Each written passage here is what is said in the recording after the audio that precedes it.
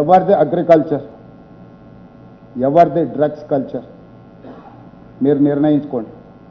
ఒకనాడు గంజాయి డ్రగ్స్ అంటే ఎక్కడో ఇనటోళ్ళు ఎవరో వాడతారని, అడవుల్లో సాములో సన్నాసులో తీసుకుంటారని, డ్రగ్స్ పెద్ద పెద్ద వాళ్ళు తీసుకుంటారని విన్నాం. ఇవాళ గల్లీ గల్లీల గంజాయి డ్రగ్స్ కారణం ఎవరు మీరు ఒకసారి ఆలోచన చేయండి. ఎవరిది పబ్ కల్చర్, ఎవరిది సామాన్య ప్రజలతో కలిసిపోయే కల్చర్ మీరు అంచనా వేసుకోండి. ఎవరు సినీ కార్మికులతో కూర్చొని మాట్లాడుతుండ్రో, ఎవరు సినిమా తారలతో గెస్ట్ హౌజుల్లో చర్చలు చేస్తుండ్రో పోల్చి చూడండి.